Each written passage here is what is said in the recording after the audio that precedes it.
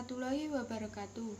Perkenalkan, nama saya Dinda Martinita Sari, Prodi S1 Keperawatan 1A, Institut Ilmu Kesehatan Strada Indonesia dengan NIM 231110003. Di sini saya akan menjelaskan secara singkat mengenai sistem persarafan.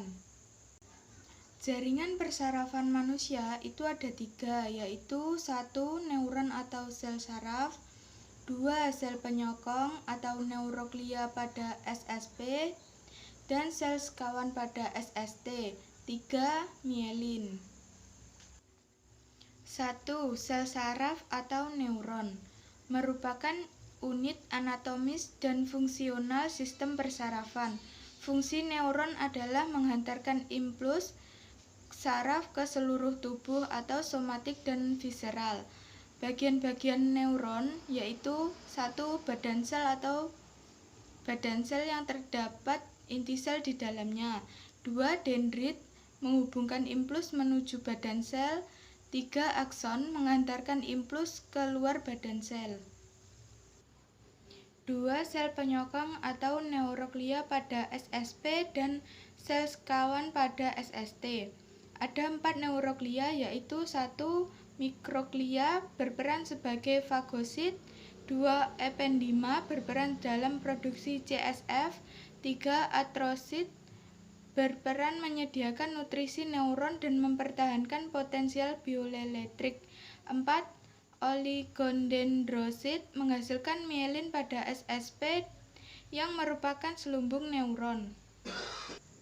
3. Mielin. Mielin adalah kompleks lemak berwarna putih yang menutupi tonjolan saraf atau neuron. Mielin menghalangi ion Na dan K melintasi membran neural. Daerah yang tidak bermielin disebut nodus Ranvier.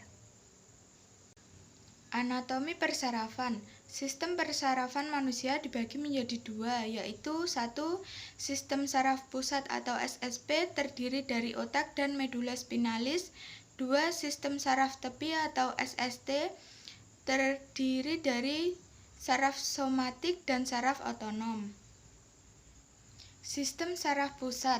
Sistem saraf pusat meliputi otak dan sumsum tulang belakang. Keduanya merupakan organ yang sangat lunak, dengan fungsi yang sangat penting maka perlu pelindungan. Selain tengkorak dan ruas-ruas tulang belakang, otak juga dilindungi 3 lapisan selaput meninges. Bila membran ini terkena infeksi, maka akan terjadi radang yang disebut meningitis. A. Otak atau ensepalon. Otak mempunyai 5 bagian utama, yaitu 1. Otak besar atau cerebrum, berfungsi dalam pengaturan semua aktivitas mental. 2. Otak tengah atau mesencephalon, berfungsi untuk mengatur pendengaran. 3. Otak kecil atau cerebellum, berfungsi dalam mengkoordinasi gerakan otot. 4. Sumsum tulang belakang, berfungsi menghantar impuls yang datang dari medula spinalis menuju ke otak.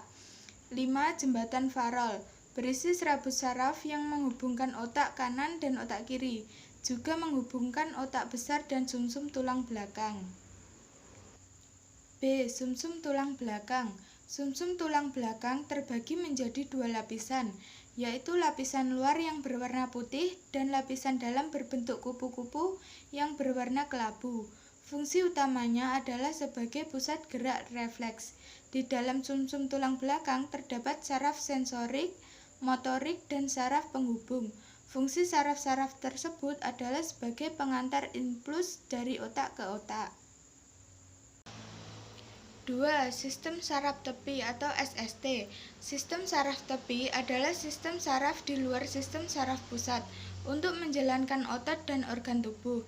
Sistem saraf tepi terdiri dari sistem saraf sadar atau sistem saraf somatik dan sistem saraf tak sadar atau sistem saraf otonom. Sistem saraf sadar mengontrol aktivitas yang kerjanya diatur oleh otak, sedangkan saraf otonom mengontrol aktivitas yang tidak dapat diatur otak, antara lain denyut jantung, gerak saluran pencernaan, dan sekresi keringat. A. Sistem saraf sadar atau somatik. Sistem saraf somatik terdiri atas serabut saraf perifer yang bertugas mengambil informasi sensorik dalam kulit. Selain saraf perifer, somatik juga memiliki serabut saraf motor yang menjalur keluar otak. Saraf ini berperan besar dalam proses gerak dengan cara memberikan pesan ke seluruh anggota tubuh yang bersangkutan. A. Sistem saraf tak sadar atau otonom. Sistem otonom disebut juga sebagai jaringan sel kompleks yang mengontrol keadaan internal dalam tubuh. Bedanya sistem ini bertugas untuk mengatur fungsi-fungsi tubuh di luar kesadaran kita. Sistem saraf otonom memiliki sistem saraf pembantu lainnya, yaitu 1. Sistem somatik bertugas untuk membuat respon yang berlawanan saat terjadi ancaman. 2. Sistem parasimpatik bertugas sebagai pembuat respon yang bertanggung jawab untuk menjaga fungsi tubuh berjalan normal bahkan saat ada ancaman. Sekian penjelasan singkat dari saya. Wassalamualaikum warahmatullahi wabarakatuh.